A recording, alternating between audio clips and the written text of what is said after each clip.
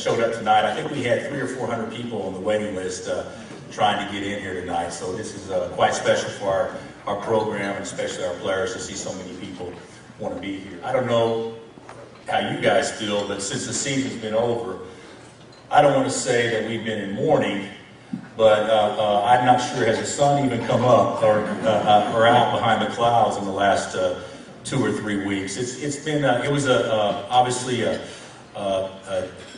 I don't want to say disappointing, because it wasn't disappointing, but it was a situation in which it was very upsetting or frustrating, because, you know, as you guys thought when you watch those highlights, hey, these guys can play as well as anybody in the country without question, and you know, we didn't really do that. Certainly, you should be very proud of these youngsters, and certainly I'm very proud to be their coach. You guys did a great job this year. If I'm not mistaken, we did quite well when we won a national championship. Is that right?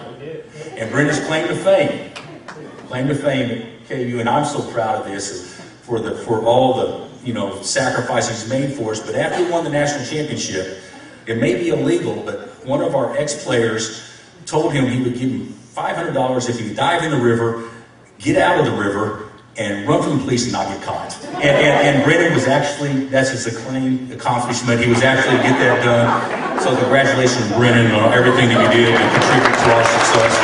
Yeah. Brendan and Danielle are getting married, I think, May 26th. Is that right? 24. So be sure, don't go on the 26th. 24th would be a good time to show up. Danielle, he told me the 26th earlier today. Andrea Hootie, who is the best strength coach in the country. She is the best. But now she's an acclaimed author.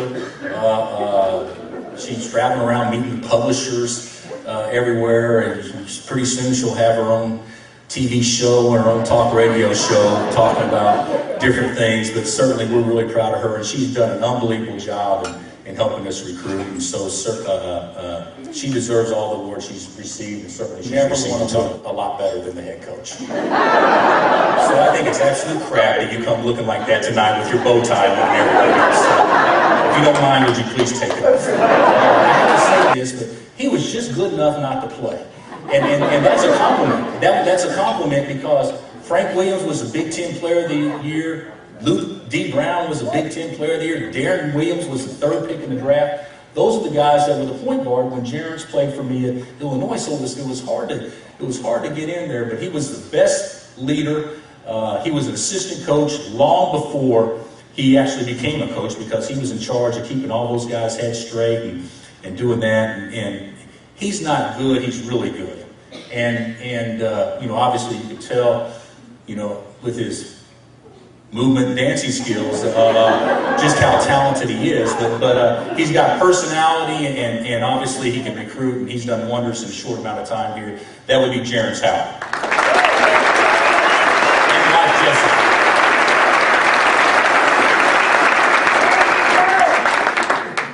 Jerence and I have some of the same habits in that we kind of, some things that are on the menu that we should eat, we don't, and some things that are on the menu we shouldn't eat, we do.